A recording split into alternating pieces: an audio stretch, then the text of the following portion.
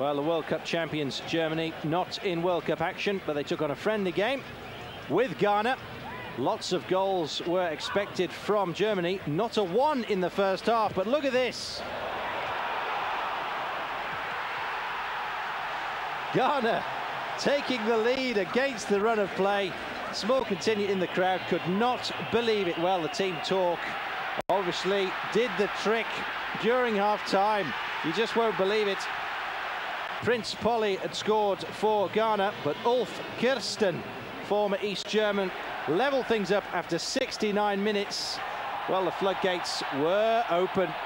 Stefan Effenberg putting Germany ahead. Ghana, of course, losers of the African Cup to the Ivory Coast. A great hope for the future. Runners-up in the Youth World Cup, losing to Brazil. But Germany showing just how much work they've still got to do. Jürgen Klinsmann from Monaco. Look at this angle. How on earth did this go in? But score he did. He took the shot. No cross intended. Absolute beauty. 3-1. 4 and a second for Stefan Effenberg. Jürgen Klinsmann making it 5, and the party was underway. How does Klinsmann find those gaps? Well, Andy Mola, the boy from Juventus, polished off a fine evening for Germany in the end. Remarkable. Germany 6, Ghana 1. All 6 goals for Germany in the last 20 minutes.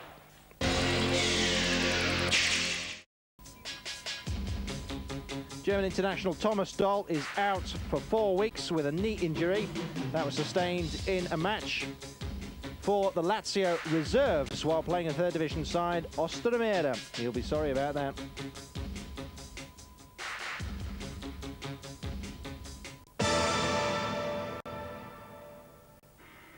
Sweden playing here in the yellow have not dropped a point, on excellent form at the moment. Not dropped a point in those World Cup qualifiers. This, though, a friendly game against Hungary, not so friendly. I suspect 3 yellow cards, including Anders Limpar for the Swedes. Plenty of action in the offing. So not much love lost between these two sides. The Swedes managing to keep a clean sheet. Some excellent work from the Swedish goalkeeper Ravelli. Saltpetri, though, had a little less luck in the 67th minute. Johnny Ekström opened up for Sweden. And the former Everton player, Stefan Rehn, made it Hungary 0, Sweden 2. When slotting home nicely with just a minute to the final whistle. And that's how it ended.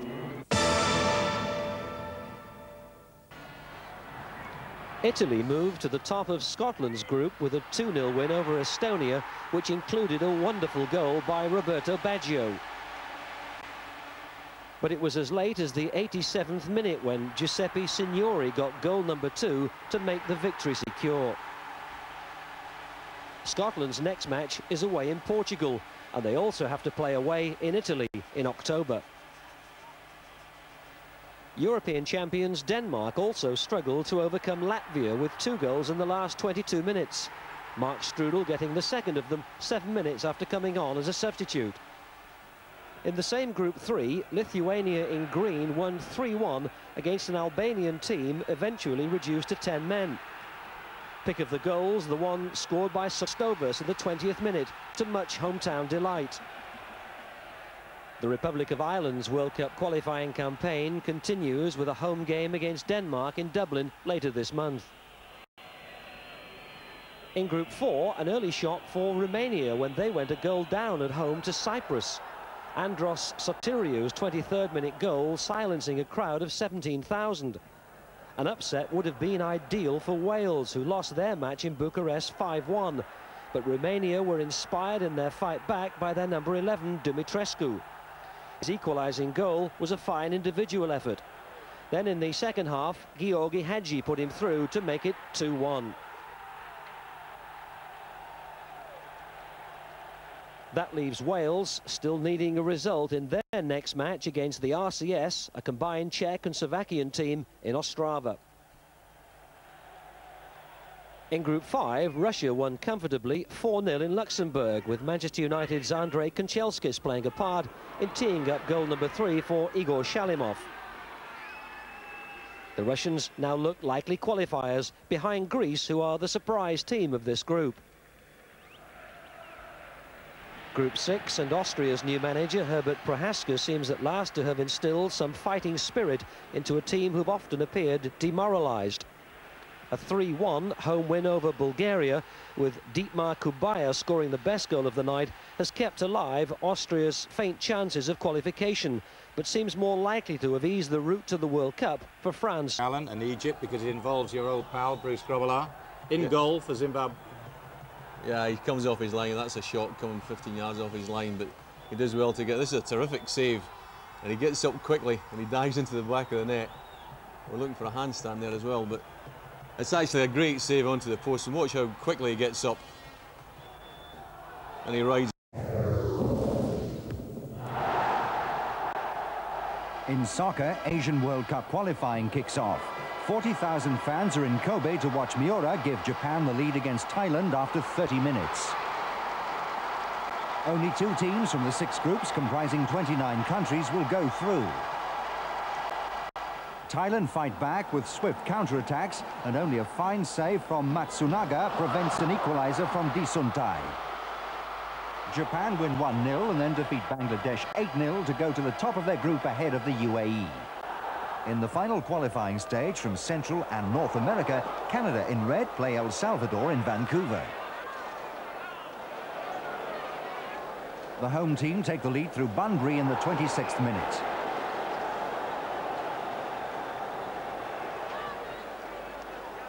And victory is assured in the 33rd minute when Catliff makes it 2-0. Canada move to the top of the group ahead of Mexico.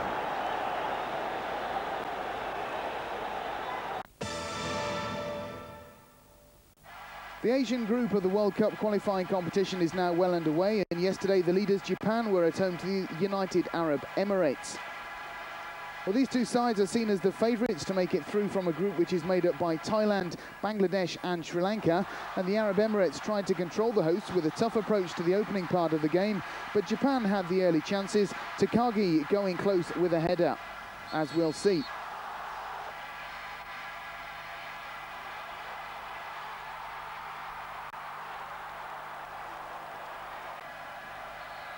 And indeed, the Japanese were to open the scores in the first half. The corner from the left and the goal by Hashira Tani making it 1-0. And indeed, they were to make it 2-0 in the second half, again from a corner. Takaki making it 2-0, and that's the final score. And Japan now lead the group by 2 points. We'll be back after this short break.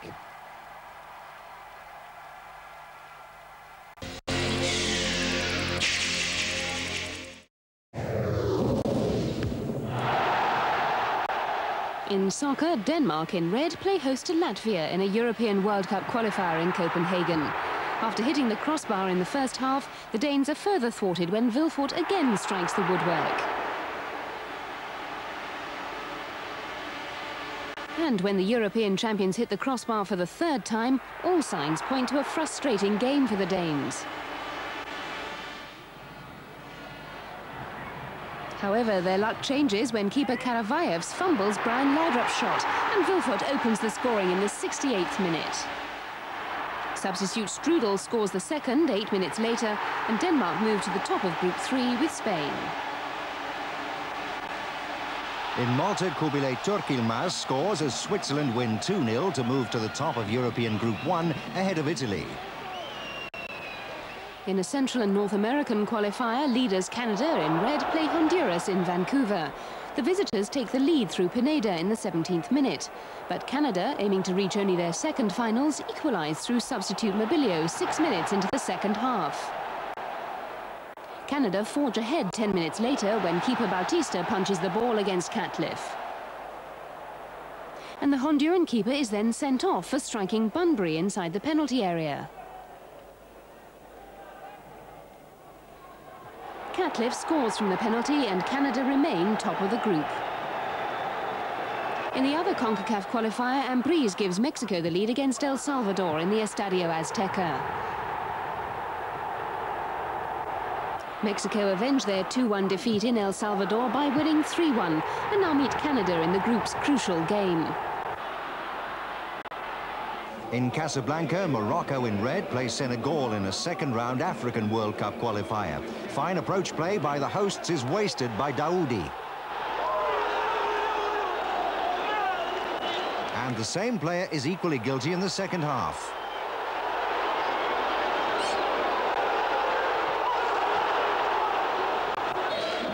But Moroccan pressure finally tells as Abrami's cross is headed in by Chaouch just 6 minutes from the end.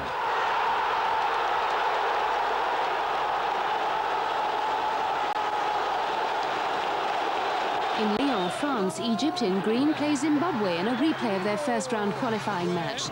Egypt had won the original game in Cairo 2-1, but FIFA demanded that the game be replayed at a neutral venue after Zimbabwe players were struck by objects thrown by the crowd. Bruce Grobbelaar's spectacular goalkeeping keeps the game scoreless, allowing Zimbabwe to progress to the second round. In the National Stadium Tokyo, Japan in blue play the United Arab Emirates in a first-round Asian qualifier. The hosts take the lead in the 20th minute with a header by captain Hashiratani to the delight of their 60,000 fanatical supporters. Japan continue to press forward, hoping to extend their perfect record of 3 wins in the group, and Takagi scores a second 14 minutes from the end. Japan travel to the UAE for the second round of matches, having scored 16 goals and conceded none.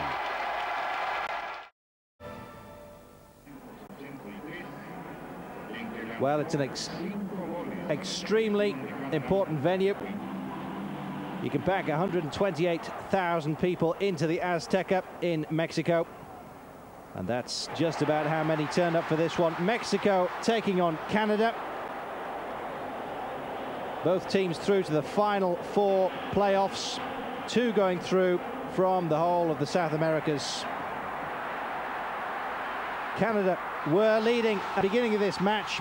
Desperate goalkeeping let in Ramirez, though, after 21 minutes. And around 120,000 people went completely bananas. Not least after he did this. Just 14 minutes later, Ramirez made it Mexico 2, Canada 0. Into the second half, Flores added to the scoreline and Canada's woes. These teams last scored a glimpse of each other when Canada, of course, were playing in the World Cup '86 in Mexico. Well, no love lost between them. Indeed, this resulting penalty popped away by Garcia Aspe after 68. It puts Mexico back on top of the group favourites to go through, leading this one. And let's take a look at how they stand. Mexico with 6 points, having played 4, but look at that goal difference.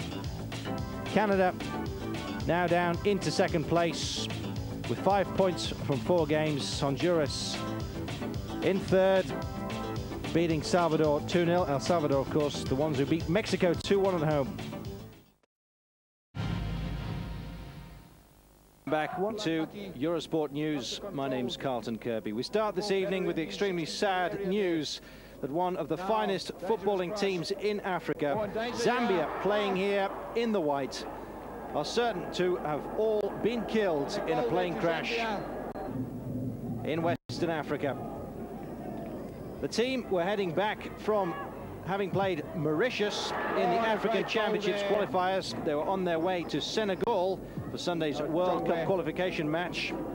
They stopped at Gabon's Libreville Airport for refueling. However, 2 minutes after takeoff, the plane was reported missing. It's feared that all on board, which included the entire team, as well as the manager, Godfrey Chitolu, the assistant coach, Alex Chola, and physicians, as well as the chairman of the Football Association of Zambia, all are feared dead. No survivors reported. Des Walker's tug at Overmars' shirt was clearly inside the penalty area. Peter van Vossen, on as a substitute for Ruud Gullit, calmly levelled the scores. A point dropped for England. Graham Taylor seemed happy enough, and England can still qualify for the World Cup finals. But with just one more match at Wembley, they can't afford to slip up in their more difficult away games in Norway, Poland and Holland. Andy Cairns, Sky News. Out before the break, and it finished 1-1. The first time in 6 trips there that Wales have avoided defeat, and it means that Terry Yorath's men remain right in the battle for a place in the finals. The Republic had to come from behind to get a draw against Denmark, who are beginning to look strong in this group, and in Seville, Spain collecting the expected 2 points against Northern Ireland, but Billy Bingham's team did become the first side to score on Spanish territory in the qualifying phase through Kevin Wilson. Spain came storming back thereafter, though, 2 goals from Julio Salinas and 1 from Fernando Hierro. So no big changes in this group. It's still a 3-way fight for 2 qualifying places. The Republic haven't lost in 6 World Cup games and are virtually unbeatable at Lansdowne Road. Houghton almost gave them an early lead. But the Danes, after a poor start in Group 3, are now beginning to resemble the side which won the European Championship. They won in Spain recently, and the Republic only had rare moments to show their potential in the first half. The Irish hadn't conceded a goal in their World Cup campaign so far, but all that changed in the 27th minute when a mix-up between Bonner and McGrath provided Kim Wilfort with a moment of inspiration. Jack Charlton has worked miracles with the Republic, but it looked increasingly bleak for his side the longer the game went on. Ireland resorted to the tried and trusted Route 1 formula after Cascarino replaced Aldridge. 15 minutes from time, the precious equaliser, a short corner, Steve Staunton's cross, and the giant Quinn just got the faintest of touches to steer the ball past Schmeichel. That's the way it ended. Not a disaster, more a damage limitation exercise for the Republic, who still have every chance of making it to the finals next year. Mark Suster, Sky News. Closed the gap at the top on Norway. Another win against Holland at the end of April, and they'd have 1 foot on the plane to North America. And that looked like happening as Barnes turned his Wembley nightmare into a fairy tale inside 90 seconds. And it's Barnes. And it's in! What a start for England and for John Barnes. Barnes said afterwards the goal meant more to him than the one he scored in the Maracanã Stadium against Brazil 10 years earlier, and has spent much of his career trying to live up to. And it was the cue for an all-action England performance that threatened to blow the Dutch away. With 25 minutes gone, Carlton Palmer and Gascoigne opened up the Dutch defence. Les Ferdinand didn't score, but Platt, following up, did.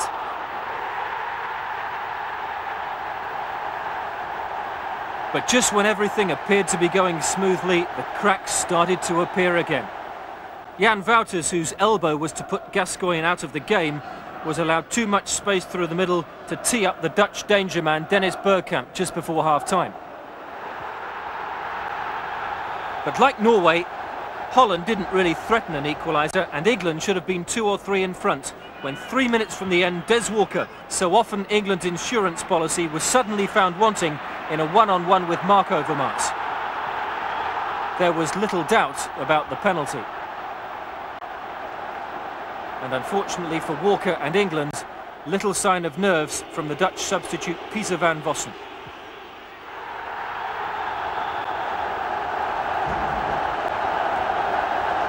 And try as Taylor did to raise his team for one final effort, the psychological damage of missing out on a vital win runs deeper than many first thought.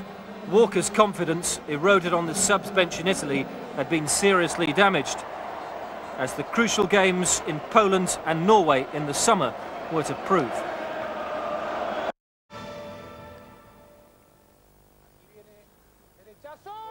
World Cup qualifier, the CONCACAF in Tegucigalpa, which is the capital of Honduras. Mexico playing here in the green, a vital match for them. And after just 2 minutes, that free kick from Alberto Garcia Aspe gave them the lead. It's a trade-off, this group, between Mexico and Canada.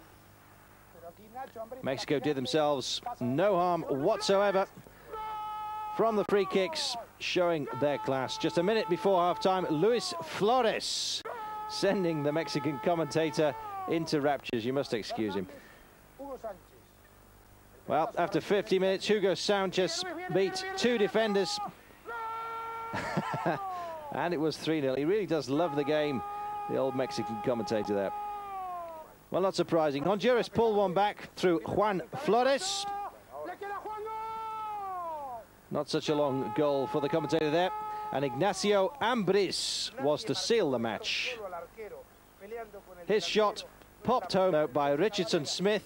Perhaps the classiest own goal in the history of the game. There it was, headed down and in. Mexico winners by 4-1 then. They now lead the group ahead of Canada. Canada and Mexico need to go to the playoff. Well, Canada playing here in the red met El Salvador. And a good early start for the Canadians. Frank Yallop's shot posted home by John Catliff. After 27 minutes, the people of El Salvador not too happy. In fact, many said it was a good job El Salvador didn't win this. The last time there was an important match, a decider between them and Honduras, which of course it would have been if El Salvador had won this particular game. It ended in a war, would you believe, in 1969. Well, despite all the misses, including one penalty miss, Jorge Gonzalez pulled back for El Salvador in the 58th minute. But the decider was slotted home by Pesqui Solido for Canada. Scrambles on the line. Canada now play Mexico on May the 9th. The winner of that game will qualify for the World Cup in America.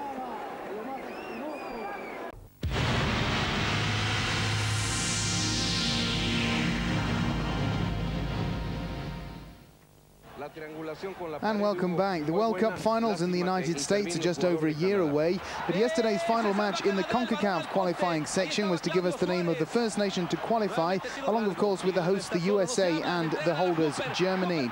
Indeed, Mexico travelled to Toronto to take on Canada, the winners sure of making the trip next summer.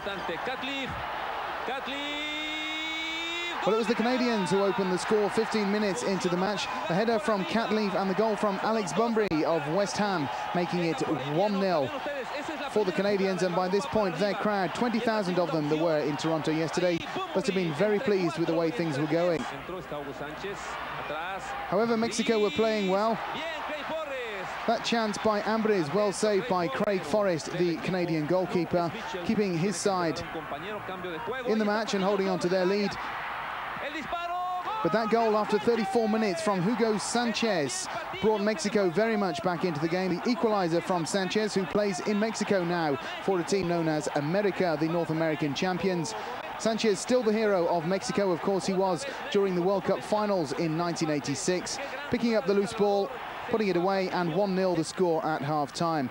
Well, the Canadians lost control of the match somewhat in the second half, and with just 5 minutes to go, it was the Mexicans who sealed their place in the finals in the United States. The pass from Hugo Sanchez, the goal from Francisco Cruz, making it 2-1, and with just 5 minutes to go, it was too late for Canada to come back. 2-1, the final score for Mexico. They become the first team to qualify for the World Cup finals. Era 1-1 y ellos en cualquier momento podían anotar igual que nosotros.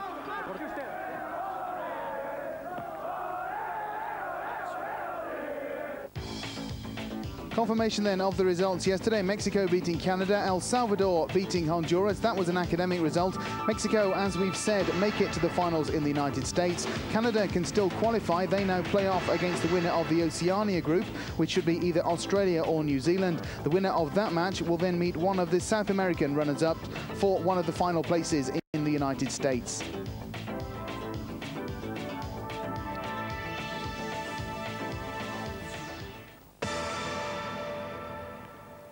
Players and officials and 3 crew en route to a World Cup match in Senegal crashes immediately after a refueling stop in Libreville, killing everyone on board. The squad, one of the most gifted in Africa, were travelling from an African Nations Cup qualifier in Mauritius, which they won 3-0, and they looked well placed to qualify for their first ever World Cup finals. Among those lost in the tragedy are such established stars as Kelvin Mutale and Efford Shabala, together with Godfrey Chitalu, the national coach. Zambia's greatest triumph came in 1988 in Seoul, when their Olympic team thrashed the star-studded Italians 4-0. Kalusha Bwalia, now of PSV Eindhoven, scored a hat-trick that day, but neither he nor his fellow European-based stars were aboard the doomed flight. This is the latest in a tragic litany of soccer air disasters. In 1949, the great Torino team perished after their plane crashed in Superga. 8 Manchester United players died in 1958 in Munich, while 2 South American teams have perished, the strongest of Bolivia in 1969 and Alianza Lima of Peru in 1987. Zambia's match against Senegal has been postponed indefinitely, while soccer's governing body FIFA asked for all countries playing World Cup qualifiers this week to observe a minute's silence.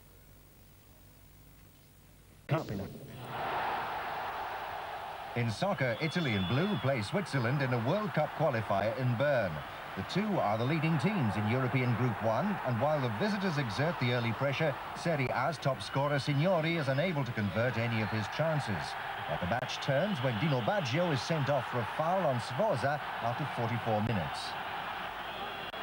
Switzerland make their advantage tell. Pottinger eludes the Italian defence to score the only goal in the 54th minute. Switzerland increased their lead over Italy to 2 points and are now in a strong position to qualify for their first World Cup final since 1966.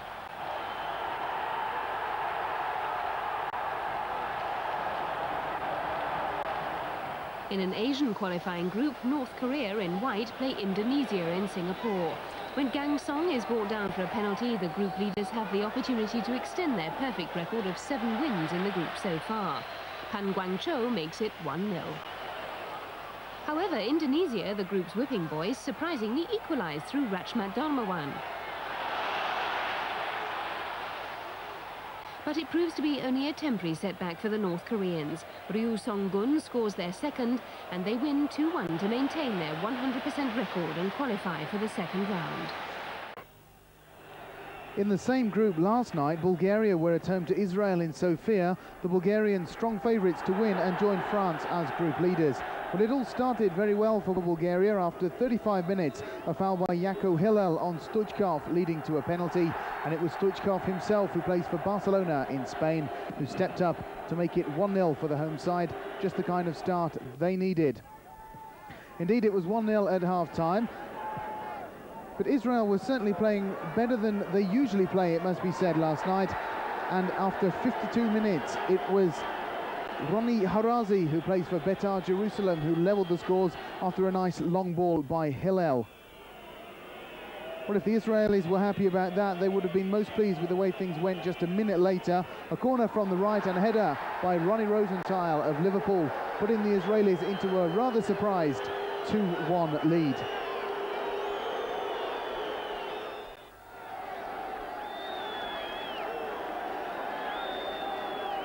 So things not going quite the way Bulgaria had planned, but after 56 minutes, the home side were to pull level. Hristo Stoichkov causing plenty of trouble down the right, crossing, Hillel making a terrible mistake in defence, and Markov free to score at the far post. Bulgaria back in the match, and Hillel will certainly not be pleased about that. Bulgaria, though, very pleased indeed. Indeed, the home side, although they didn't deserve to win yesterday, had chances to pull ahead in the final minutes. That header from Markov just going wide. And perhaps their best chance came from Penev after this long ball by Iskranov. Penev, though, also putting it wide. 2-2 the final score. A poor result for Bulgaria and the first points for Israel in Group 6 this year.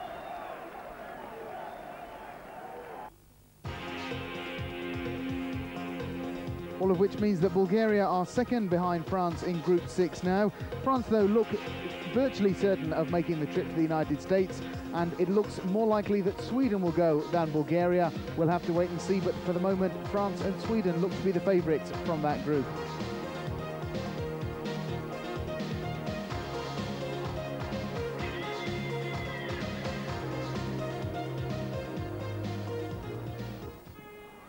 In Group 1 last night, Malta made the trip to Tallinn to take on Estonia, neither side holding out any hopes of qualifying for the finals from a group which is led by Switzerland and Italy. Malta had never won a World Cup match in 19 years of competing, but all that was to change as they scored the only goal of the game. It came after 17 minutes, and the hero For Malta was Lafela.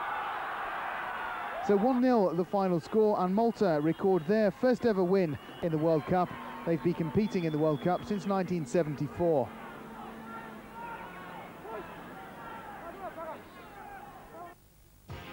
But as you might expect, that win for Malta makes no big effect at the top of the table in Group 1. Switzerland still lead.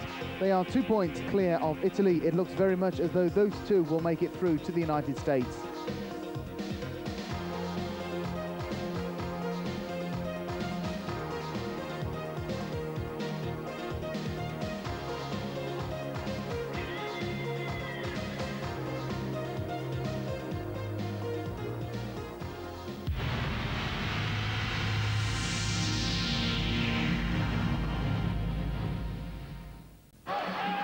And welcome back. In Group 6 of the World Cup qualifying competition yesterday evening, Austria travelled to Finland, with neither side holding any realistic hope of qualifying, although a win for Austria would nevertheless mean they could mathematically at least make it to the United States.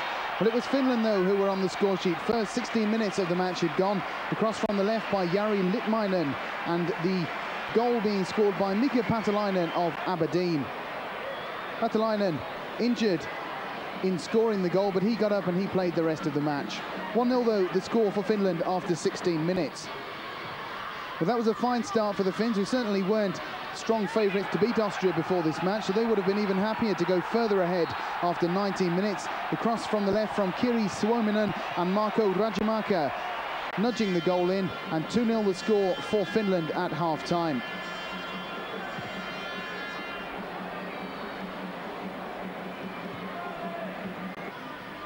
So Austria certainly would have been pleased with the way the match had started. I think things were to get worse for them after 51 minutes, just 6 minutes into the second half. Ari Hjelm making it 3-0. Finland now look very much assured of victory over Austria.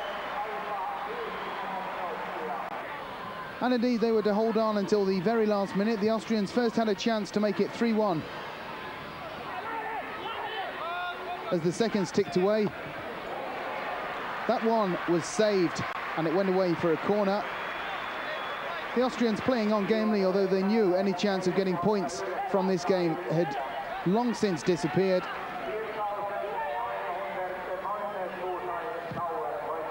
But the Austrians were eventually to pull one goal back through Mikael Zissa, but 3-1 the final score for Finland, a fine result for them over Austria last night.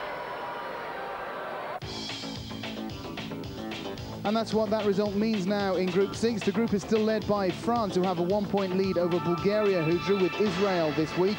Sweden are 3 points behind Bulgaria. They have 2 matches in hand. Austria, Finland and Israel really with no chance of making it to the United States. The favourites to make it through from this group are France and Sweden.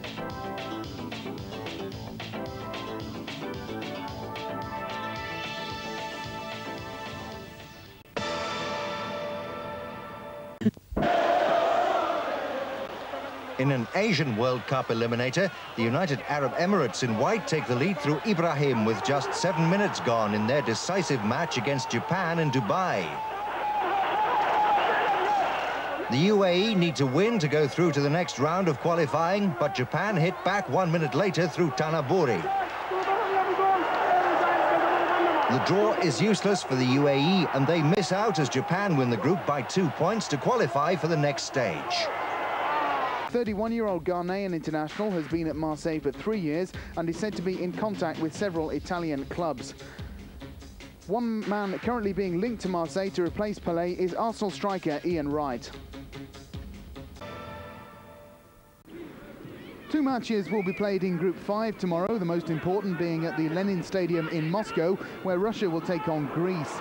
This group was reduced to 5 teams after the former Yugoslavia fell victim to United Nations sanctions, and the Russians and Greeks have taken full advantage of the situation, establishing themselves as leaders and now virtually assured of both making the trip to the United States.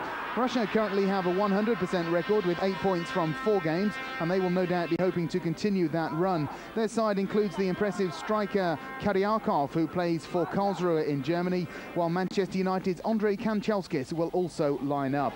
Well, Greece have never qualified for the World Cup finals, but if they come away with a draw tomorrow, they can start to plan their trip to the States next summer. They are yet to concede a goal in the group, and their only slip-up came when drawing 0-0 at home to Hungary. The other match tomorrow will see Luxembourg take on Iceland.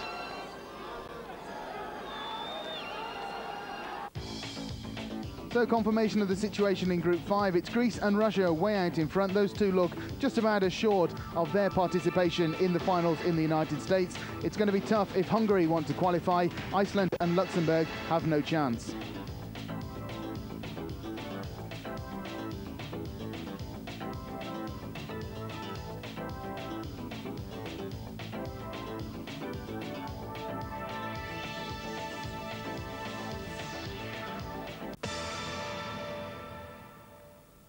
And we stay with football. The Asian World Cup qualifying section is coming to the end of its first phase. And in Group E last night, Saudi Arabia took on Kuwait in front of 70,000 in Riyadh. Both nations knowing a win would see them through to the next round to join Japan and North Korea. And it was the Saudis who got the best start. 24 minutes of the match had gone. That goal from Syed Al-Owaran delighting the crowd, if not the sheikhs in the stands.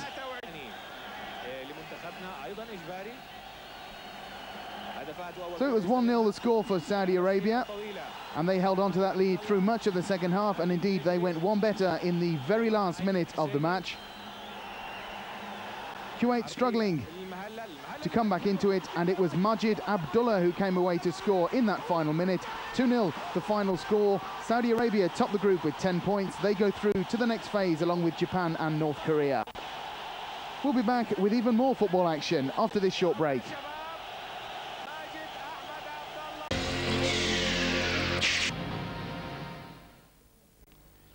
And welcome back. In Group 1 of the World Cup qualifying competition last night, Scotland made the trip to Estonia. The Scots holding out little hope of qualifying after last month's 5-0 defeat in Portugal, but still looking to win against a side that went down at home to Malta just last week. It was Estonia who had the first chance in the game. That shot from Thomas Kalasti hitting the bar, but from then on it was Scotland who began to take control, although not really impressive in last night's match, it must be said. After 43 minutes, it was Kevin Gallagher of Blackburn Rovers who opened the score after a nice cross by John Robertson, who had been set up himself by Dave Bowman. 1-0 then the score for Scotland at half-time. And in the second half, the Scots carried on where they'd left off, although, again, not really impressing against a poor Estonian side. 59 minutes had gone when a pass by Kevin Gallagher found John Collins. Collins of Celtic putting the ball away with fine style, and Scotland now leading by 2-0. And after 73 minutes, the Scots went further ahead. The cross from Stephen Wright turned in by substitute Scott Booth of Aberdeen. 3-0 the score for Scotland, and that indeed was how it ended. A win under the belt for Scotland, who are now rebuilding their side in view for the 1996 European Championships in England. And that's how the Group 1 looks now after that result. Switzerland and Italy still way out ahead. Scotland will do well to qualify. It looks very much as though their chances of making it to the United States are over. They're going to rely now on either Switzerland or Italy slipping up, and the way they've been playing, it doesn't look like that will happen.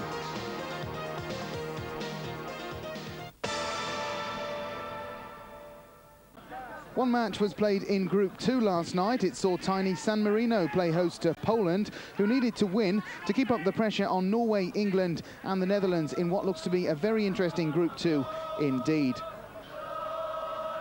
Well, just 1,500 people in the little country of San Marino last night. Not much noise in the stadium, as I'm sure you can hear. And it was Poland who opened the score. Although it was 0-0 at half-time, 7 minutes into the second half, the goal came, and it came through Marek Lesniak.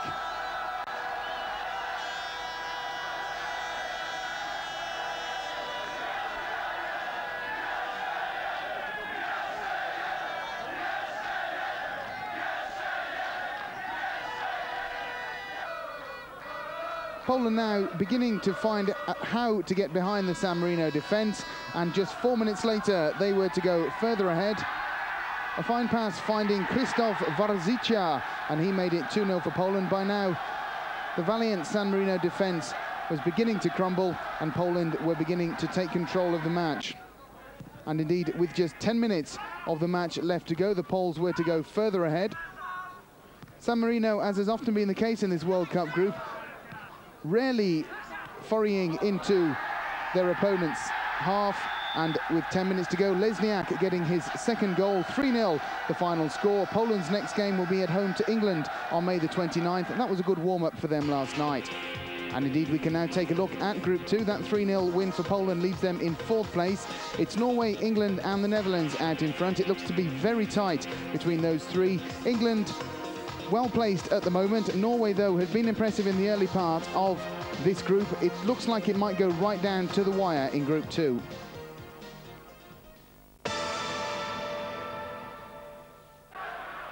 In Group 6 of the World Cup qualifying competition last night, Sweden played host to Austria, the Swedes needing to win if they were to keep up their chances of qualifying. Well, before the match, Sweden were 3rd in the group, behind France and Bulgaria. In the first half, the chances going to Sweden. Ronald Nielsen with a chance early on in the match, that one going begging.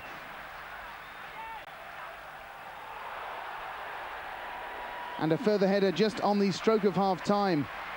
Also just going wide.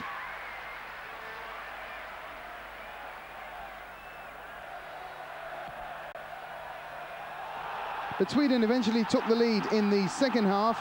The goal eventually given to Jan Eriksson, although he didn't seem to know too much about it. Something of a scramble in the Austrian penalty area. And Eriksson just nudging the ball over his line, as you'll see with the back of his boot. Sweden take the lead, and indeed 1-0 the final score for Sweden over Austria last night. And that's what that result means in Group 6. Sweden still behind Bulgaria in 2nd place. France lead the group. France look well on their way to qualifying for the United States. It might be a battle between Bulgaria and Sweden. Well, my money is on Sweden. I fancy them to make the trip next summer.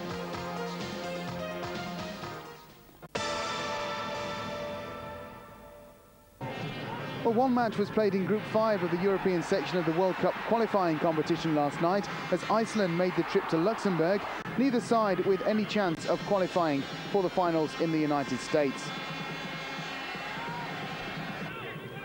But it was Luxembourg who were yet to record their first points in this group, and they were to go behind after 41 minutes. An attack down the right for Iceland, and Gudjohnsen heading in a fine goal. 41 minutes of the match had gone, and Iceland were leading 1-0 in Luxembourg, and indeed that was the score at half-time.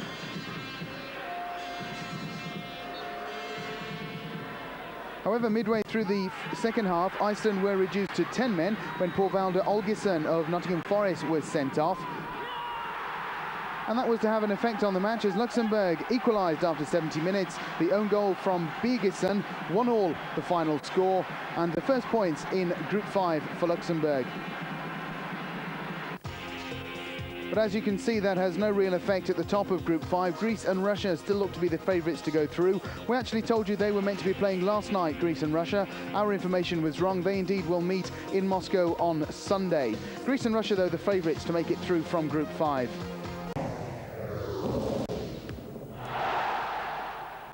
In soccer, South Korea in red play Hong Kong in a crucial Asian World Cup qualifier in Beirut. Seok-ju gives the South Koreans the lead after 20 minutes. Seo Jung-won adds a second in the second half before Choi Moon-sik completes the scoring after 72 minutes. South Korea are now 2 points clear in Group D with 4 matches remaining. In the Copa Libertadores semi-final second leg, Ferreira's penalty gives Colombian team America of Cali the lead against Chile's Universidad Católica. Set up a point to qualify for the World Cup finals in the United States. On Saturday, they beat the Faroe Islands 3-0 in Brussels. Mark Wilnots with 2 of the goals. Disappointing results for the Belgians, apparently, although they're sitting pretty at the top of Group 4 at the moment.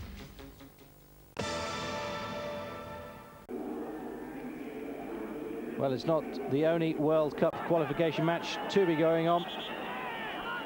Indeed, Russia and Greece both ended up qualifying for the World Finals, along with Mexico certain to be there. And this was the game that did it. Russia playing here in the white, Greece in the blue, and it was the visitors who opened up through Mitropoulos in the first half. Russia levelling the scores through Dobrovolsky in the 70th minute. 1-1, enough to see both teams through to the World Finals.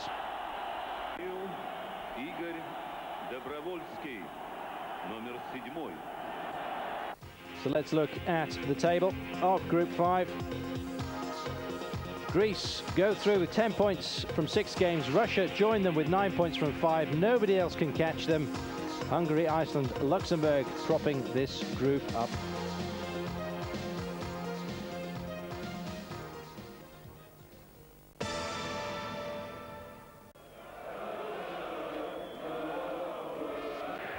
Well, tomorrow sees the Group 3 qualifier.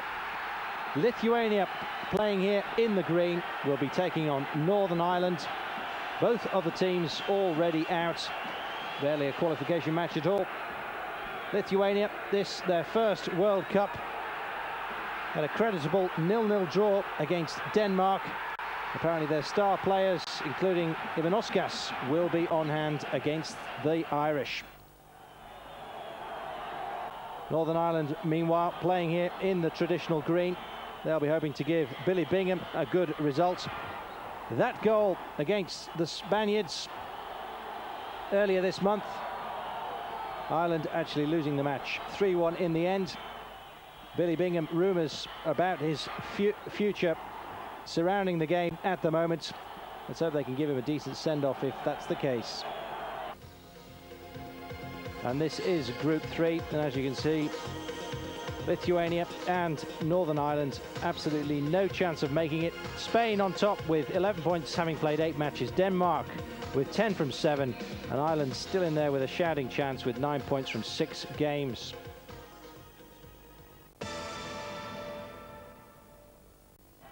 Well, on the other side of the world, the Asia Group A first-round match between China and Pakistan turned out to be something of a one-sided affair. China playing here in the whites went ahead with young Hogyo in the 37th minute. And after the turnaround, the floodgates opened. Kai Shing slotting one home 9 minutes into the second half. Shing once again, just 5 minutes later. That made it 3-0 to the Chinese. And there were just as many goals left in the bag. Wao Hing Dong sending one home in the 71st. Then a hat-trick for Kai Shing. Beautifully taken in the 85th. 2 minutes later, Hogyo was to make it China 6, Pakistan 0. Stay with us for more news after this short break.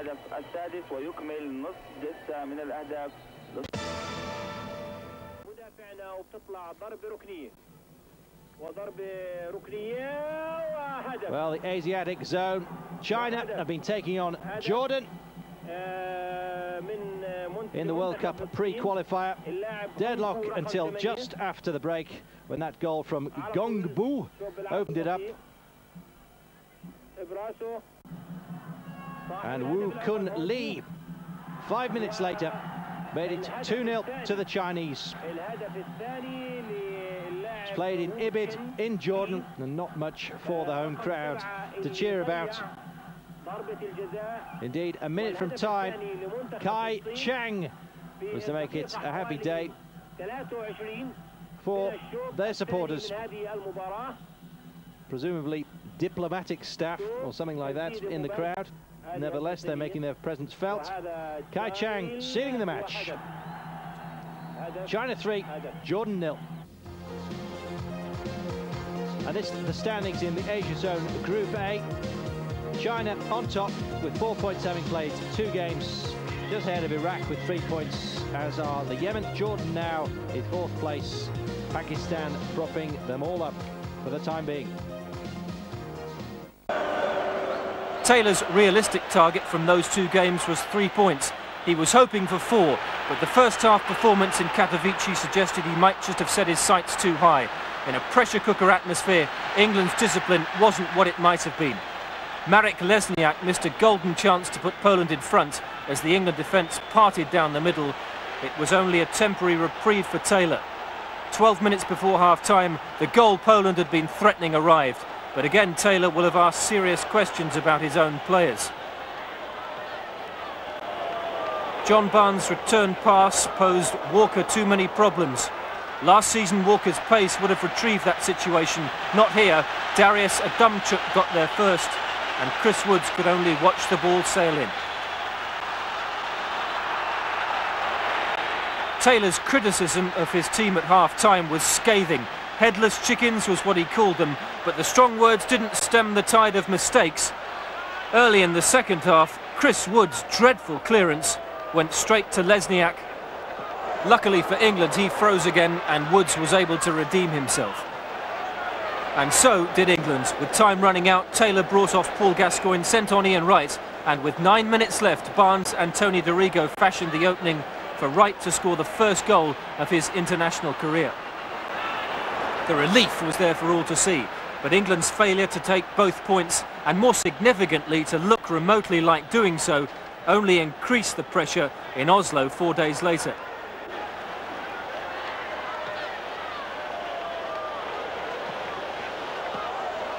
England's 2-0 beating in Oslo has been described today as humiliating, shameful and Norse manure. England are still second in Group 2, but they must win against Poland, Holland and San Marino to have any chance of qualification.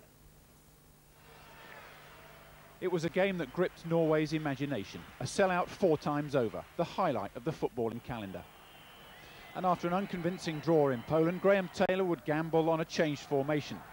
But it looked even worse for him when England's Des Walker took a kick to the head and had to go off for treatment. When he returned a few minutes later, he was dazed and confused, and his mind was scarcely on the job. Lennartson was then lined up to poke home a lead for Norway past Chris Woods. It was to turn from bad to worse. The Norwegians had the bit between their teeth and went marauding soon after the interval. A counter down the left that set up a killer finish from Bohinen, and suddenly a victory that no one in Norway had dared imagine was on the cards.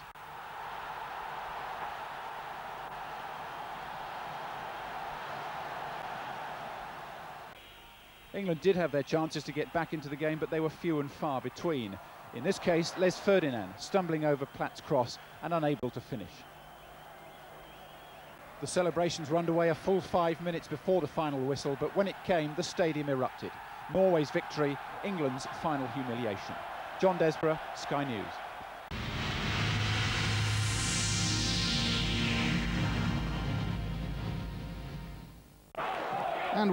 And welcome back. It was one of the biggest nights of World Cup qualifying so far last night, and in Group 2 England travelled to Norway, needing at least a draw to keep up their hopes of qualifying, while Norway were looking to consolidate their position as group leaders.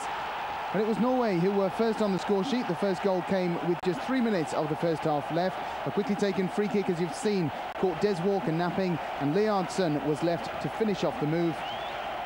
1-0 for Norway at half-time, and England not playing very well at all. We now join it in the second half. 3 minutes of the second half had gone. Lars Bohinen coming over on the breakaway on the left. He beats Chris Woods with a right-footed shot. 2-0 the score. There was no way back for a very poor England side, whose chances of qualifying looked to have flown out of the window.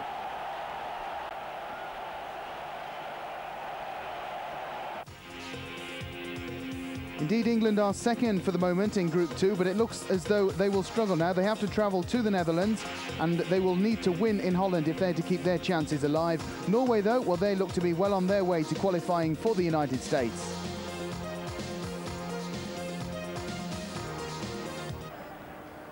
Three matches were played in Group 3 last night, where European champions Denmark needed to beat Albania in Copenhagen to keep up the pressure on group leaders Spain. And the Danes got off to a fine start. Just 11 minutes had gone when Jon Jensen made it 1-0. And then after 20 minutes, a corner from the left by Brian Laudrup ran the head of Frank Pingol, who made it 2-0. And just 8 minutes left. It looks like a replay, but it's not. It's simply an identical goal again. A corner from the left by Brian Laudrup. This time Peter Muller getting his head onto the goal to make it 3-0. And if you enjoyed the first two, then take a look at the fourth Danish goal. Again, a corner from Brian Laudrup. This time the header once again from Pingol. 4-0 the final score, and a useful win for Denmark. Meanwhile, group leaders Spain travelled to Vilnius to take on Lithuania, 0-0 at half-time, but the Spaniards opened the scoring after 17 minutes through Julen Guerrero, and Guerrero got his second later in the second half to make it 2-0 the final score, a good away win for Spain. And still in Group 3, Northern Ireland made the trip to Riga to play Latvia, neither side with any chance of qualifying. Good start here for Northern Ireland. Jim Maggleton finding himself in space and making it 1-0 after just 4 minutes.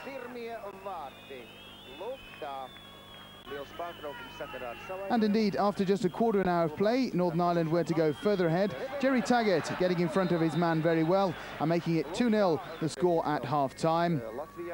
Latvia, though, were to get a consolation goal. It came after 55 minutes. Ines Lindhart's getting it, but 2-1 the final score for Northern Ireland. And that's how things look now in World Cup Group 3. Spain, Denmark and the Republic of Ireland look to be the ones most likely to make it through. Northern Ireland's chances look to have disappeared already. It's going to be very tight, though, between the top three.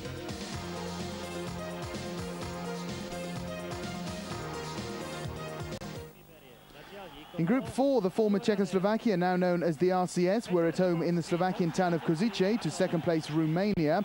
The two sides both capable of qualifying alongside runaway leaders Belgium, although Wales are also still very much in the hunt. Well, it was the RCS who took the lead through Brabec after 13 minutes.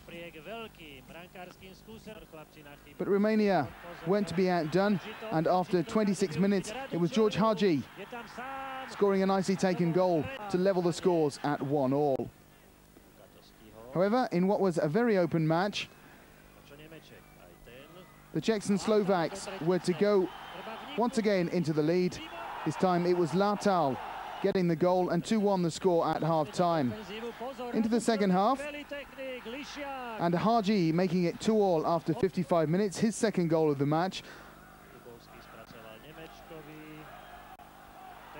But the RCS were playing well, and they made it 3-2 after 59 minutes through Dubovsky, the top scorer in the Czechoslovak League last season. Well, the RCS were reduced to 9 men when Nemec and Vrabec were both sent off, but they made it 4-2 after 83 minutes, that man Dubovsky getting his second of the match. And the 9-man RCS team were to make it 5-2 in the very last minute. Dubovsky, who Ajax are having a look at the moment, getting his hat-trick, and 5-2 the final score, an excellent result for the RCS. So let's take a look at Group 4 after that match. Belgium, of course, still leading. They need just 1 point to be sure of qualifying for the United States. It's going to be very tight between Romania, the RCS and Wales. Wouldn't want to pick which one of those is going to make it through.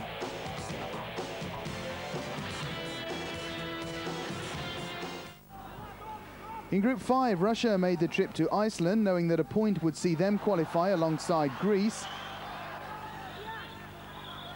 And the Russians would have been expecting to pick up a win in Iceland, but it was the part-timers from Iceland who took the lead after 26 minutes. A pass from the left from Gunnlaugsson of Feyenoord, finding Sverrisson, who plays in Germany for Stuttgart. One of only a handful of professionals in the Icelandic side, and it was 1-0 for the hosts after 26 minutes, but Russia were level after 38 minutes. Sergei Kiryakov of Karlsruhe making it 1-1, and Russia are through to the finals in the United States. And here's confirmation of that. Both Greece and Russia now making it through. They needed just 10 points to make it after Yugoslavia were taken out of the group through United Nations sanctions. Those two are sure of making the trip for the World Cup finals next summer.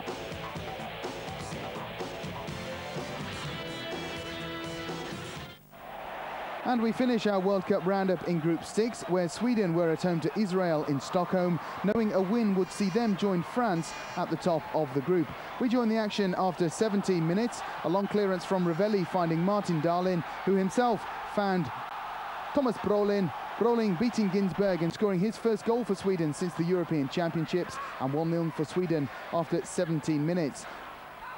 Israel were reduced to 9 men when Hillel was sent off after 30 minutes, and Sweden made fine use of that, Brolin getting his second goal after a cross by Roger Ljung after 41 minutes, and 2-0 the score for the Swedes at half-time. We now join it in the second half. 55 minutes of the match had gone when Per Zederberg beat 2 Israeli defenders to put the ball past Ginsberg and make it 3-0, and after 65 minutes,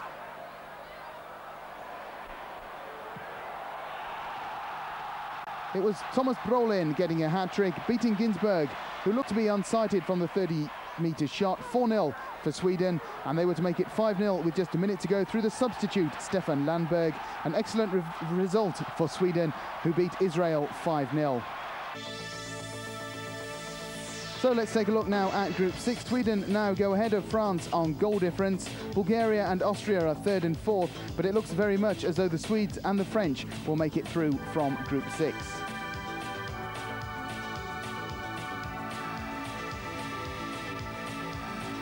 And finally, a look at Group 1, where Scotland beat Estonia 3-1 last night. Scotland having very few chances now to make it through to the World Cup finals. Switzerland and Italy are the favourites to make it through. Scotland are at home to Switzerland. They then travel to Italy and to Malta. It looks as though their chances have disappeared. Ryan Giggs played a part in all 3 goals. First with a pass to Dean Saunders, and then the corner kick from which Eric Young scored his first goal for Wales. And finally, another Giggs dribble ended with a brilliant volley by Ian Rush for his 25th international goal. From Great Britain to go to the World Finals. Well, they're still slotting them home. Saunders, Young and Rush with the 3 goals in Toftir to beat the Faroe Islands, who stay bottom of Group 4.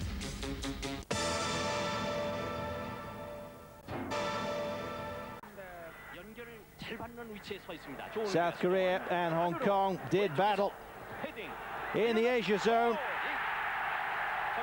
of the World Cup qualifiers. Choi Moon-sik for South Korea, opening the scoring after 12 minutes. And just 11 minutes later, it was all squared up by Hong Kong. Oh, Wai Lung leveling it up.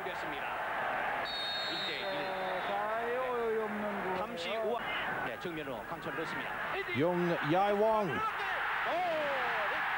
late on in the game, made it 2-1 to Korea, but it wasn't over yet. Hai Suk-yeol, just 8 minutes later, slotted home just inside the post. And a minute after that, Noi Yum-yong sealed the game for Korea. Well, he didn't look too happy. Happier far later, believe me. Tremendous goal in Group D of the Asia zone. Well, later, South Korea in action once again against Lebanon. Hai Suk-yeol once again on the score sheet after 31 minutes, and Kwan Hwangbo making it South Korea 2, Lebanon 0. 2 great games for the South Koreans, and currently they are on top of Group D. Now let's take a look at that Group D in the Asia zone. The most recent result, South Korea beating Lebanon 2-0. They stay top of the zone. Ahead of Bahrain, Hong Kong are 3rd, then Lebanon, followed by India at the foot.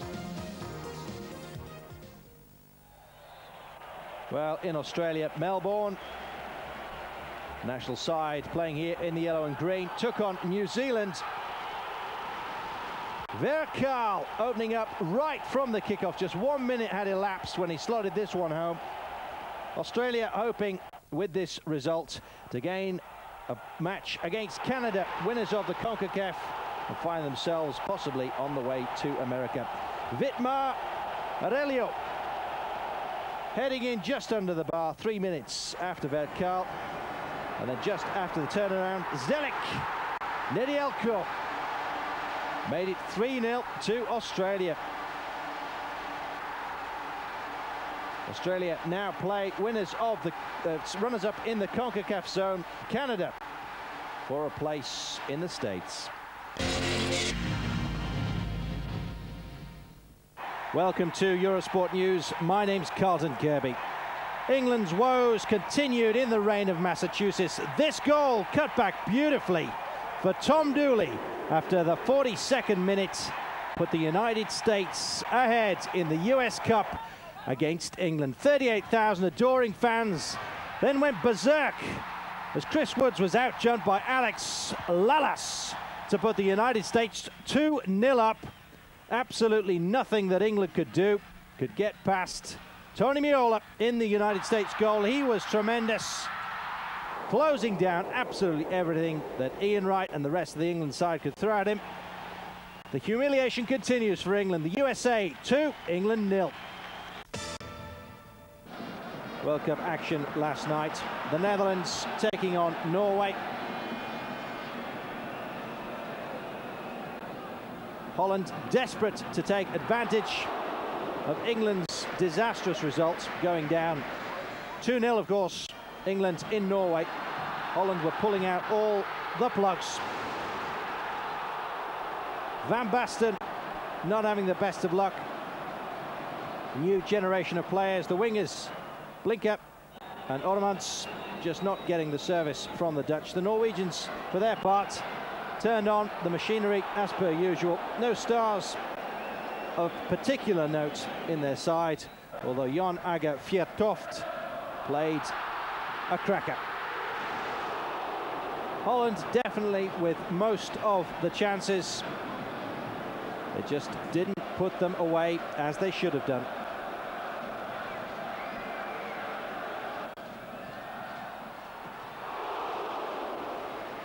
So let's take a look at the Group 2 table. And this is how it stands at the moment. Norway on top, you can almost pencil them in for a trip to the States. England lucky to stay in second place, level on points with the Netherlands. All the top three have played 7 matches. It's all to play for. It could well come down to that match, that crucial game in Holland between England and the Netherlands. Elsewhere, Jack Charlton's Ireland side played Latvia in Riga. You can put your money on them. They go level with Spain on points. A goal after 14 minutes from John Aldrich, and another later from Paul McGrath just before the break. Must have warmed Big Jack's heart. The Irish had plenty of opportunities. Niall Quayle, Andy Townsend, Roy Keane also going close there. McGrath's goal, Latvia 0, Ireland 2. And this is what it looks like at the moment. Spain on top with 13 points. Ireland the same points with a game in hand. They're looking good, are the Irish. They're ahead of Denmark. Northern Ireland in 4th place. Latvia, who played Ireland, in 6th above Albania.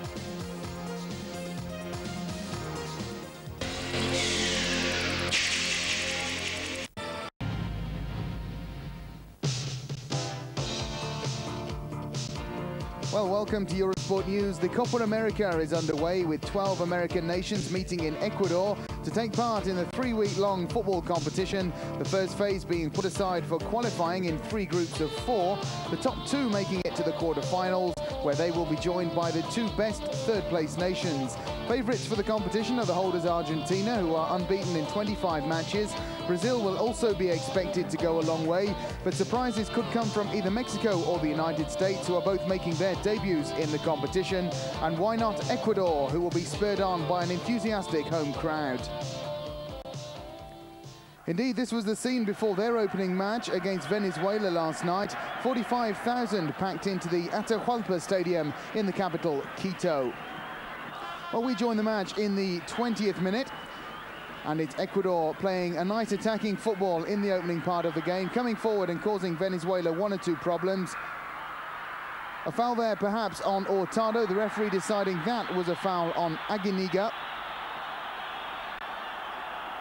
And so a very dangerous free kick on the edge of the Venezuelan penalty area. Many people thought it would be Aguinaga to take it, but it was Carlos Munoz, the 28-year-old, who stepped off. A nice right-footed shot.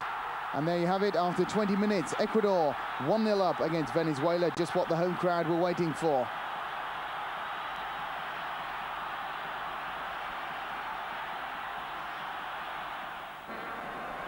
And indeed, they were to go further ahead. 32 minutes of the match had gone. The corner by Aguinaga, headed on by Hurtado. Carabaldi first seeing his header saved, and the shot by Raul Noriega finding the back of the net. And Ecuador 2-0 up, and indeed that was the score at half-time.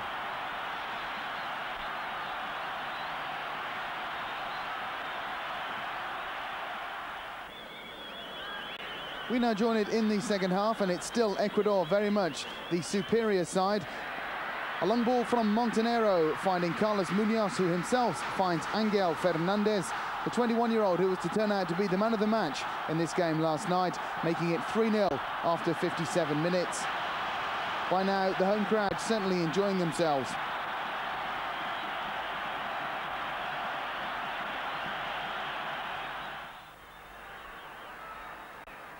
Well, things had started badly for Venezuela, and they were to get worse after 60 minutes.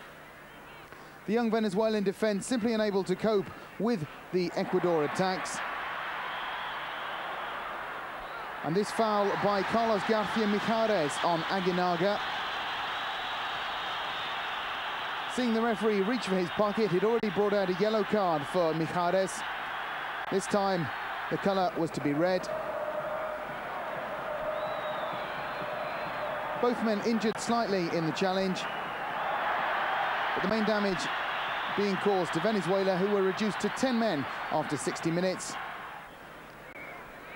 And that spurred Ecuador onto greater feats. Indeed, after 66 minutes, Carabaldi down the right, finding Eduardo Hurtado, who beats Dudamel, who had come off his line maybe 1 or 2 meters too many, and 4-0 the score after 66 minutes. Ecuador running away with the match by this point.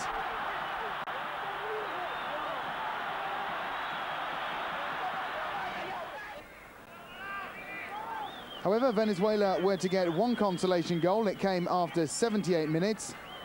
Stalin Rivas with the ball forward for Jose Dolgueta. His first shot saved, but the second one finding the back of the net. And 4-1 the score, though Venezuela with little hope of pulling this one out of the bag at this point. Indeed, it was Ecuador who kept coming forward, and just 3 minutes later, they were to make the most of the young Venezuelan defence, trying to do things just a little too complicated at the back. Aguiniga finding Angel Fernandez for his second goal of the match. Rounding off a fine performance for him, and with 9 minutes to go, Ecuador were 5-1 in front.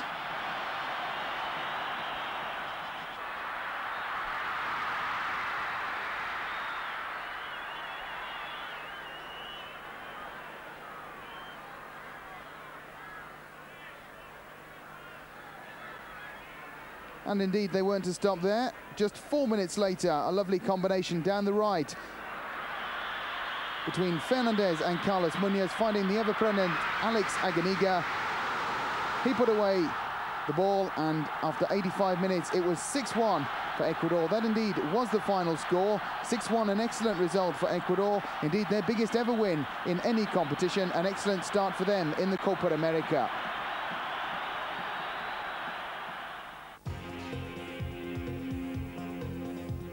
So Ecuador beat Venezuela. These are the matches that are going to be played tonight. Uruguay at home to the debut makers USA. Also Mexico making their debut against Colombia. And tomorrow Argentina, the favourites, will be at home to Bolivia. Remember, you can follow the Copa America for the next 3.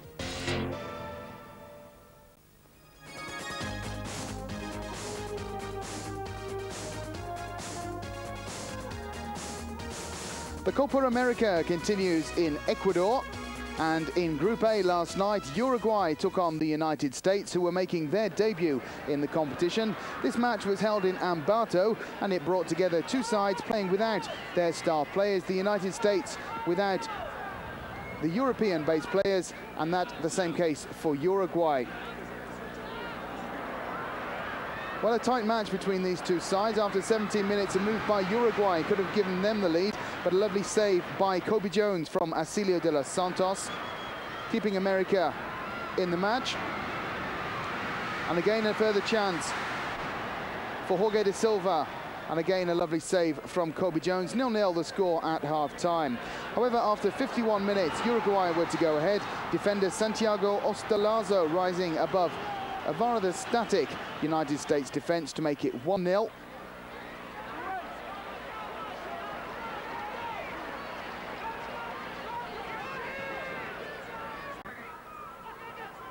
The Americans, though, had a chance to equalise. They were far from out of this match. Jen Haber hitting the bar with just 5 minutes to go, and that indeed was their last chance. 1-0 the final score. A reasonable start for Uruguay, but the United States are far from out of the running.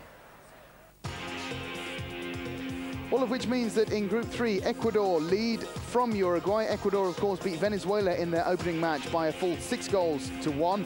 The USA are third and Venezuela fourth. Two sides go through from each of the three groups, plus the two best third-place teams, so the United States still have a chance. In Group C, in Manchala, Colombia met Mexico last night in what turned out to be a rather eventful match. Colombia perhaps just short favourites to beat Mexico, and indeed they took the lead after 35 minutes. That goal beautifully taken with the right foot from Adolfo Valenciano. That made it 1-0 for Colombia, and that indeed was the score at half-time. Mexico making their debut just like the United States in this competition, and they got a goal 13 minutes into the second half. It came through Roberto Alves, who'd come on at half-time as a substitute for Hugo Sanchez. Well, the match was interrupted for 20 minutes in the second half of floodlight failure, and when they came out, it was Colombia on the attack. In the very last minute, the shot by Diego Osoro saved by Campos. But the Uruguayan referee deciding the ball had crossed the line. The Mexicans protested, but the goal stood, and in the very last minute, Colombia had snatched the points. The referee's decision had been made.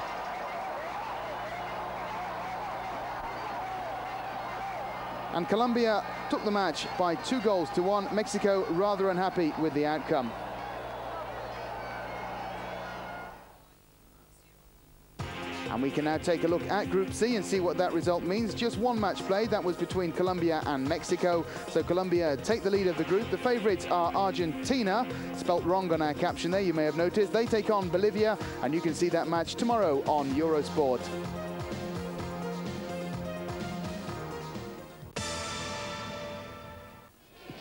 The 1994 World Cup finals are exactly 1 year away, and the qualifying competition is coming down to the crucial stage. In Group 3 yesterday, the Republic of Ireland travelled to Vilnius to take on Lithuania, knowing a win would take them to the top of the group. Well, it was a tough match, and one or two people maybe expected the Republic to put 1 or 2 goals past Lithuania. Indeed, there was only 1 goal in the match. It came after the free kick by Steve Staunton after 38 minutes. Turned in, perhaps by Niall Quinn. The goal, though, accredited to Steve Staunton, and that was the final score, 1-0 for the Republic of Ireland. All of which means that the Republic go top of Group 3. They now look to be one of the stronger favourites to take one of the 2 qualifying places. Spain and Denmark will have their word to say about that, but the Republic of Ireland look to be well set to make the trip to the United States.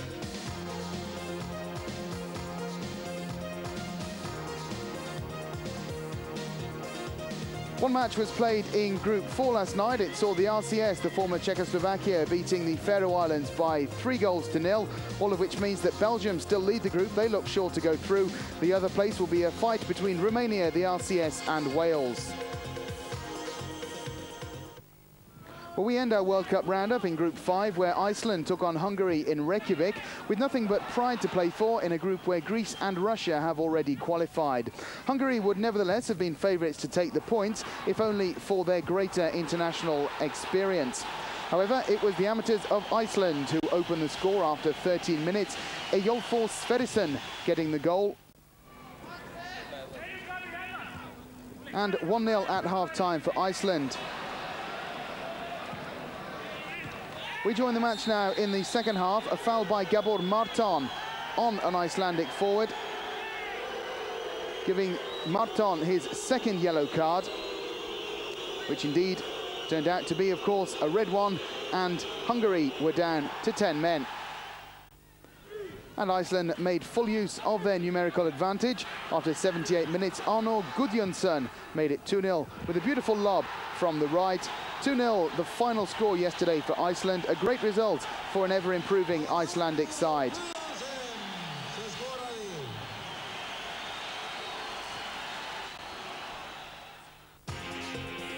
So we can now take a look at World Cup Group 5. The result, of course, with little meaning in the group because Russia and Greece can already start packing their bags for the United States. Iceland, though, will be very happy to be above the experienced Hungarian side. Iceland certainly wants to look out for in the future.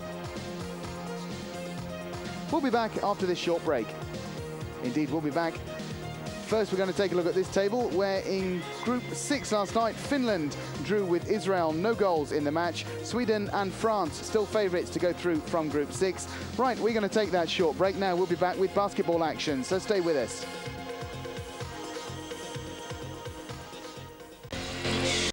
In soccer's World Cup, Iran in white need a draw in order to qualify ahead of their Syrian hosts and reach the second round of Asian qualifying. Darakhshan gives them the lead in the 15th minute. The Syrians now have to score twice, but don't really threaten the Iranian defense until they're awarded a last-minute penalty. Kadir scores, but it's not enough. Iran qualify on goal difference and join Japan, North and South Korea, Saudi Arabia and Iraq in the final qualifying group, to be played in Qatar in October. We'll bring you an insight into the political tensions thrown up by this group next week. In Dallas, the USA in white played Jamaica in the opening match of the CONCACAF Gold Cup. The holders almost opened the scoring, but Wegerle is foiled by some brilliant defending.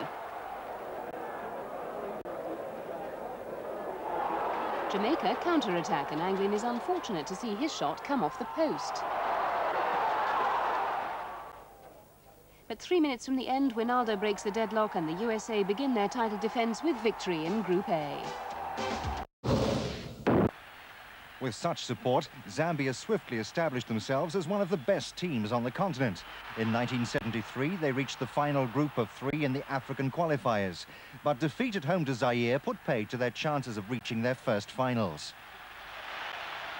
By the late 1980s, Zambian soccer was once again among the best, and at the Olympics in Seoul, they achieved one of Africa's most remarkable results. In a group match against a near full-strength Italy, Zambia won 4-0.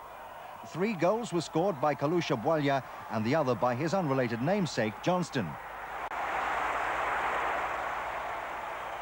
Over the next 4 years, Kalusha and Johnston were joined by more exceptional players. Goalkeeper Efa Chabala, midfielder Eston Mulenga, goal scorers Timothy Umwitwa, Kelvin Mutale and Davi Makinka. At the start of the World Cup qualifiers, hopes were high that for the first time ever, Zambia would go to the finals. Which is why April the 28th, 1993 was the darkest day in the nation's history. Inside the stadium, there's a desperate hope that the new team can beat Morocco and perhaps go on to qualify for the World Cup. President Chiluba is there to see if a miracle can be achieved. The new Zambians come out, led by captain Kalusha Bwalya. Kalusha, who plays for PSV Eindhoven in Holland, is the best player ever produced by Zambia.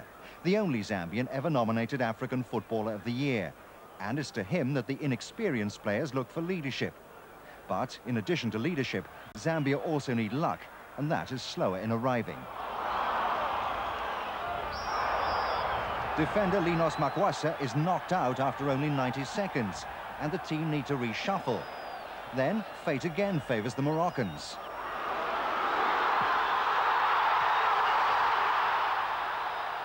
And after only 15 minutes, the unkindest cut of all.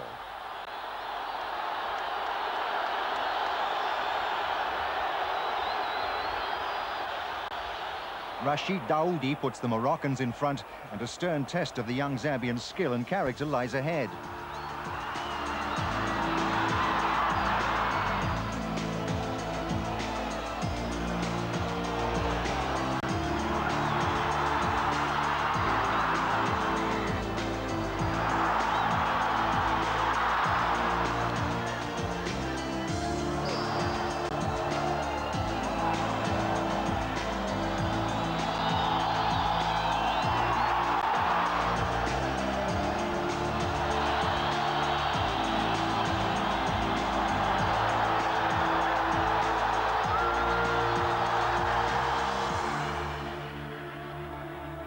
With an hour gone, the Moroccan defence is holding firm. The Zambians need something special.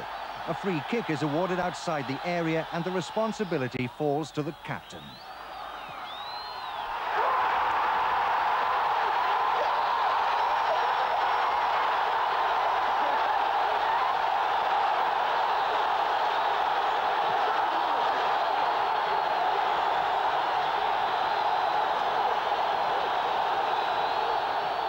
The Moroccans are now forced to defend frantically, and for the first time, Johnston Bwalya unshackles himself from his markers.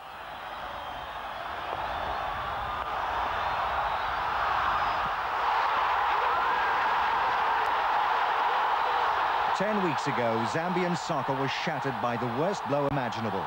Now they are 3 matches away from a true sporting miracle, World Cup qualification. The Zambian team is gone, but you know, the Zambia, another team is back, you know, so yeah. I hope that we can go all the way. One land and one nation is our flag. Dignity and peace is Zambia's star. Like a noble eagle in its flight, Zambia, praise to thee, oh one, strong and sweet. Praise thee to praise thee, bless our great Zambia, Zambia, Zambia, remain with them under the flag of our land, Zambia, praise to thee, oh one, strong and free.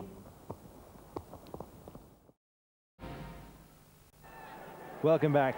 Cannes last night, well, it turned out to be, it was to be all there. Now, expatriate players, if you like, who were to pull in the goals. Soze, who just joined Atalanta in Italy. Also on the field, Papin and Cantona were to prove their mettle.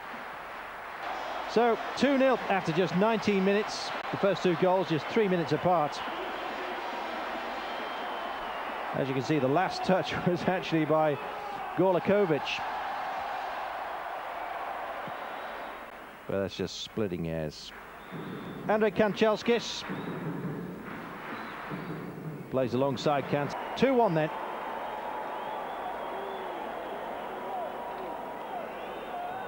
To France, we all thought we were in for a host of goals.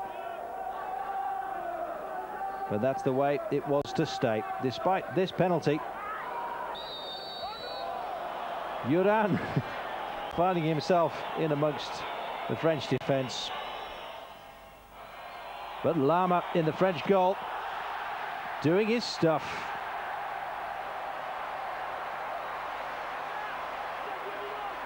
Well, these two may well meet again in the USA in the World Cup.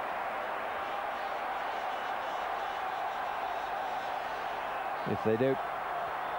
Some decent action in the offing. So France win the friendly 3-1.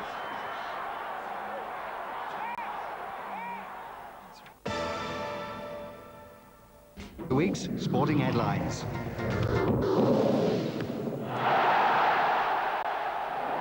112,000 fans packed inside the Estadio Azteca see Ambriz give Mexico the lead against the USA in the final of the CONCACAF Gold Cup.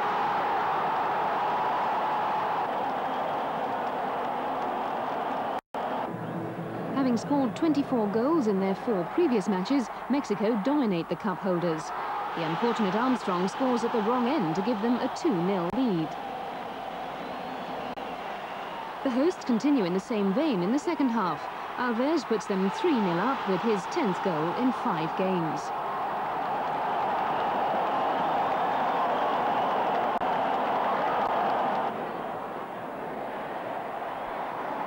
Cantona completes the rout as Mexico win their 4th CONCACAF title to cap a memorable month. They were surprise runners-up in the Copa America and now appear genuine contenders for USA 94. In San Cristobal, Uruguay in blue play Venezuela in a South American Group B World Cup qualifier. The visitors, fielding a full-strength side, including their foreign exiles, score the only goal of the game through Herrera 14 minutes into the second half. They now lie second in the group behind Bolivia.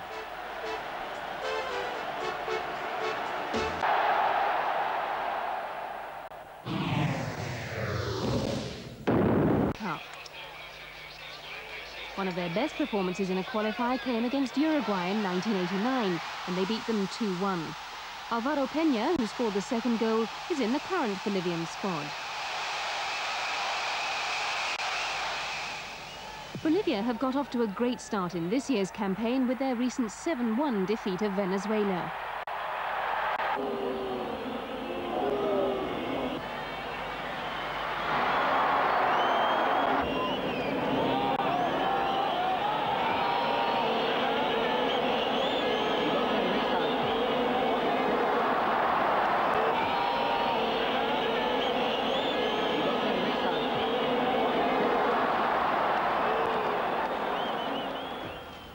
But are the Minnows prepared for the 3 times?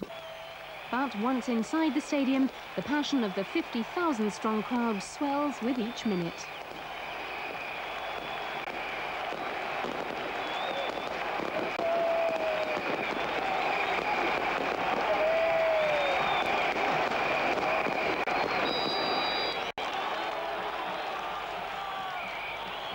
Unfortunately, the first half is characterized by cynicism and play acting from both sides.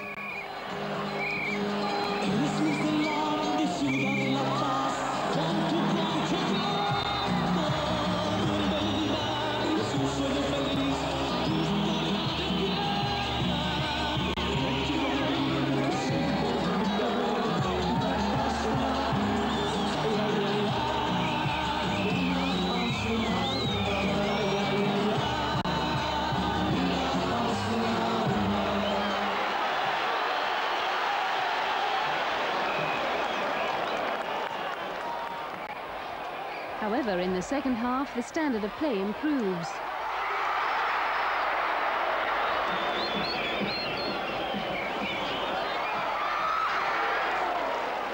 Bolivia gradually take control as star player Echeverri becomes more and more influential.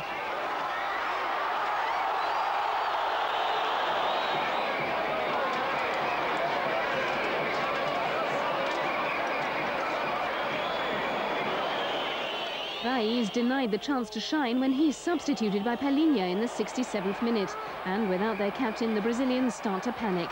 Echeverri is brought down in the penalty area.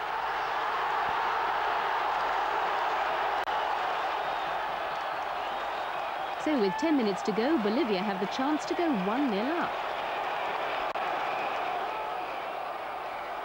Goalkeeper Taffarel is Brazil's hero as Platini Sanchez fails to score the most important penalty kick of his life.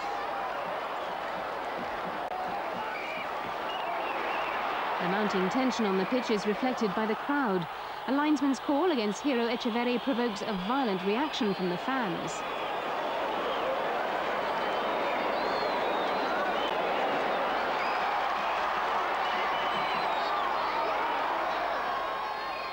Then, with only 5 minutes of the match left, Echeverri takes off.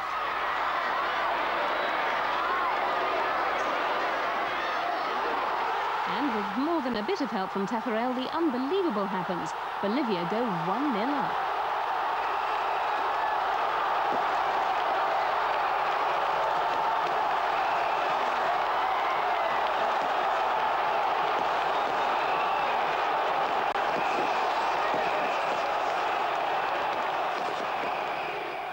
As the seconds tick away, the Bolivian crowd prays for the game to end. But Alvaro Peña has other ideas.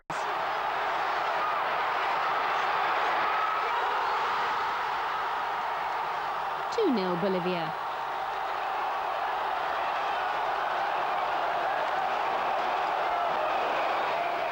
With the final whistle comes the realization that the Bolivian team have made sporting history. Brazil have been defeated for the first time in a World Cup qualifier.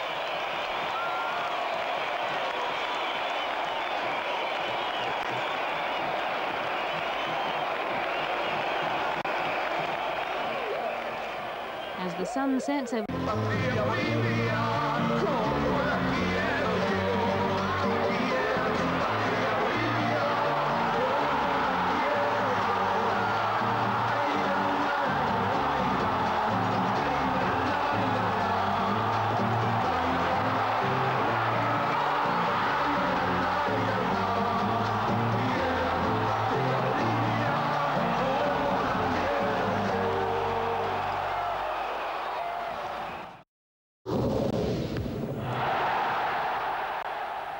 It's a tale of 3 goalies as Australia, in yellow, play Canada in a World Cup soccer playoff match. Australian first choice Mark Bosnich is punished by FIFA for refusing to play, and his replacement Robert Zabika is then sent off for a professional foul, forcing inexperienced third choice Mark Schwartzner to take the field. Ironically, it's the hosts who suffer the first defensive lapse, as Dazovic scores an own goal from close range a minute before half-time. But the Canadians strike back when Watson scores an equaliser in the 52nd minute.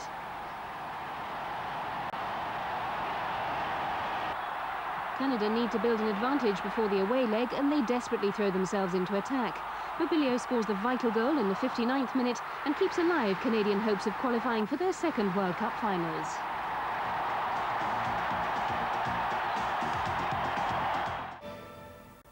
And speaking of Brazil, they were involved in a friendly match against Mexico in front of 18,000 fans in the Brazilian town of Maceió this weekend. There was no score at half-time, but Brazil took the lead after 49 minutes. A free kick from Dunga headed in very strongly from Marcio Santos. He beat Campos to open the score for Brazil, who were still far from impressive in this match.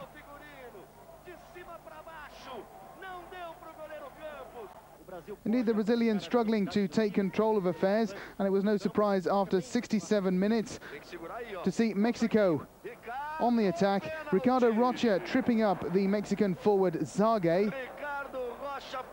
Little doubt about the foul. That led to a penalty, and upstepped Alberto Garcia Aspe to take it.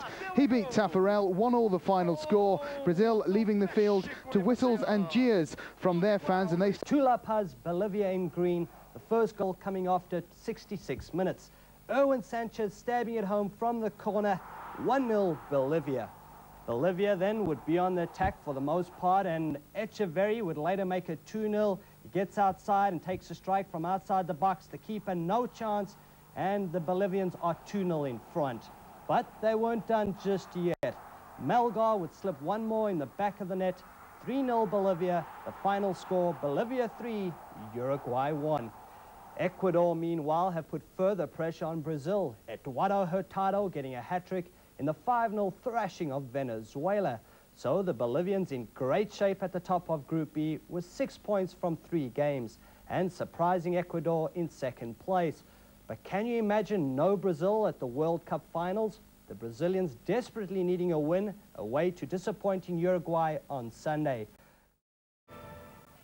Sweden will take on France in an important World Cup football qualifier in 11 days' time, and they warmed up last night with a friendly match against Switzerland. And despite having to play without 3 regulars, Thomas Brolin, Jonas Thern and Stefan Schwartz, it was Sweden who took the lead after 17 minutes. The goal coming from Martin Dahlin of Borussia Mönchengladbach in Germany after a corner by Rennes. So a fine start by Sweden, but just 1 minute later Switzerland were to draw on level.